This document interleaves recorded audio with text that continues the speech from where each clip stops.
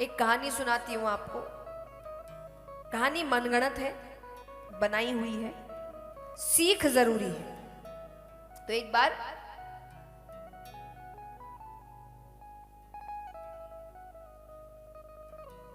एक बार एक युवक था, ज्यादा उम्र नहीं है, 30-32 साल का। तो सुबह उठता है नींद से उठता है तो सामने यमराज बैठे हैं। कौन बैठा है? मतलब अंत समय आ गया। अब यमराज को देखकर वो बौखला उठा। वो कहे ऐसे कैसे अंत समय आ गया?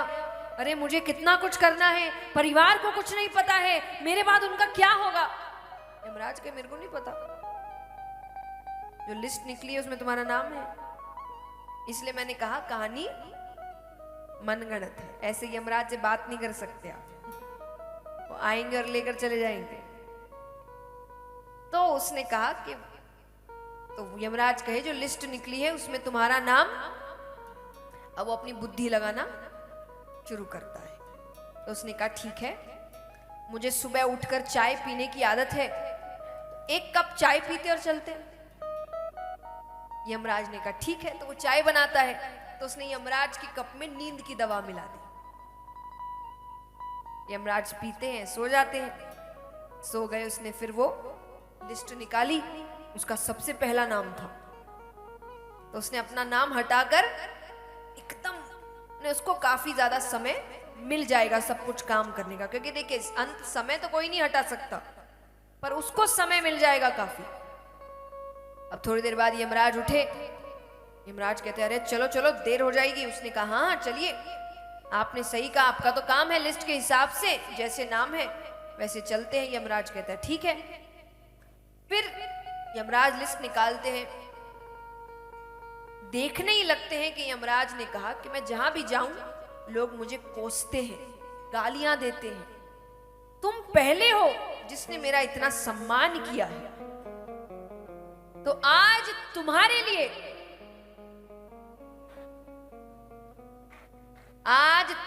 लिए मैं अपनी लिस्ट ऊपर से ना शुरू करके नीचे से शुरू कर रही हूं।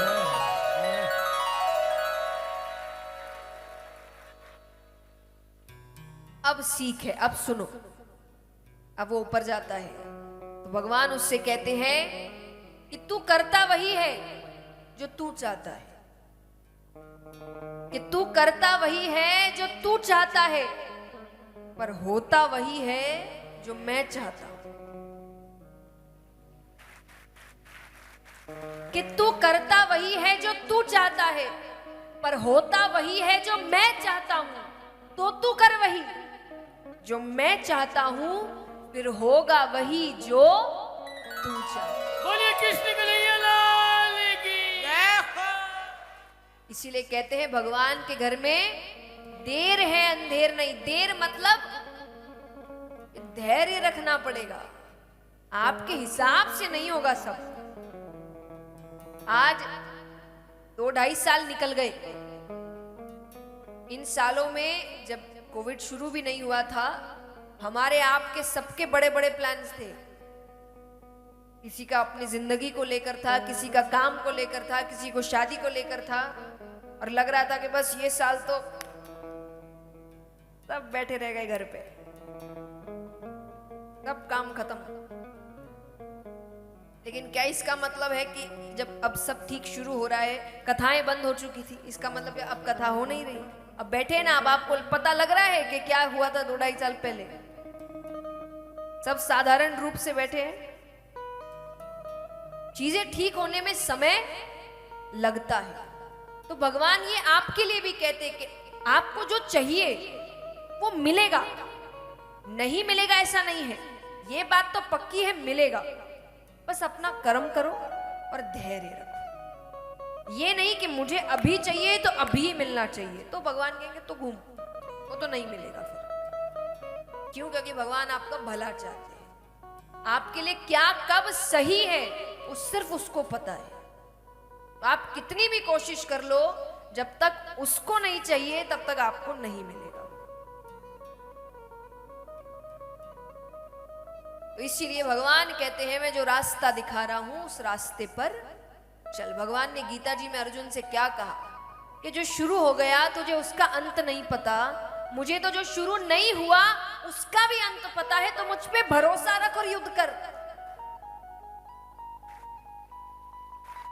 भगवान पर भरोसा रखो और अपना काम करते रहो, सब काम हो जाएंगे, जो चाहिए वो सब मिलेगा आपको, चिंता मत करिए। तो कई लोग जब कहते हैं कि भगवान को आप सच सच कहते, भगवान दिखते ही नहीं, दुनिया तो दिखती है, तो दुनिया सच हुई। पर बात यही है कि जो दिखे वो ही सच है ऐसा जरूरी नहीं है। सच का मतलब जो बदलता नहीं। अब संसार कैसे बदलता है, संसार का आश्रय कैसे बदलता है, सुनिए। एक छोटा बच्चा है, बहुत छोटा, उसके सामने आप 10 करोड़ रुपए रख दो और एक तरफ कुछ खिलौने रख दो, वो बच्चा क्या उठाएगा? जोर से बोलिए। खिलौने। आप क्या उठाएंगे? पैसे, है ना? यानी बच्चे हैं तब खिलौना पसंद आता है, बड़े हो जाते हैं तब पैसे पसंद आते हैं। तो 2 बार आश्रय बदल गया।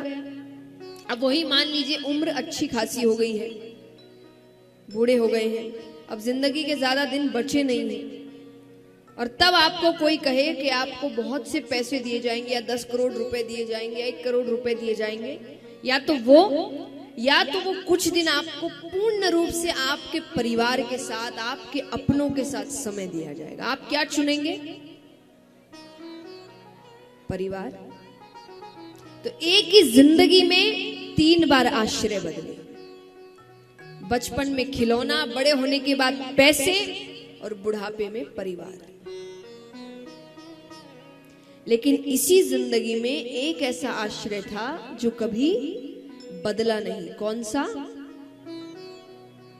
वही छोटे से बच्चे को जब बचपन में सिखाया जाता है कि जय जय करो, तो वो हाथ जोड़ लेता है, और बुढ़ापे में भगवान का नाम लेते ही रहते हैं। जवानी में पैसे के लिए भगवान को मनाते ही रहते हैं कि हे भगवान ये हो जाए, ये भगवान ये काम हो जाए, हे भगवान इतने पैसे आ जाए, हे भगवान बंगला बन जाए। तो इस पूरी जिंदगी में संसार के आश्रय तो बड़े बदले, पर एक ऐसा आश्रय था जो बदला नहीं। तो इसीलिए अगर सहारा लेना है किसी का, तो उसका लो जो बदले नहीं। ये सारी बातें आपको समझाने का मतलब क्या है कि भगवान ही सच है और कोई सच नहीं है। ये नहीं कि वैराग्य ले लो। व्यक्ति जब सारा सच समझकर कोई काम करता है ना, तो उस काम में उसका अंत में रिजल्ट कुछ भी आए वो सहन कर लेता है। क्यों? क्योंकि उसको उस काम का सच पता है। वो किसी झूठी उम्मीद से काम नहीं कर रहा है। तो जिंदगी जियो, जी भर के रिश्ते निभाओ, लेकिन जिंदगी के सच को जानते हुए। और सच यही है कि कुछ भी अपना नहीं, ये आने जाने वाली चीजें हैं। कभी रहेंगी, कभी नहीं रहेंगी। पैसा कभी रहेगा, कभी नहीं रहेगा। रिश्ते कभी रहेंगे, कभी नहीं रहेंगे। कई बार रिश्तों में मनमुटाव आ जाता है, कुछ समय तक रहता है, कुछ समय बाद फिर ठीक हो जाता है, फिर खराब हो जाता है। तो जिंदगी का सच यही है कि ये चीजें आने जाने वाली है। ये सच समझ के काम करोगे, जिंदगी जियोगे, तो दुखी नहीं होगे ज्यादा।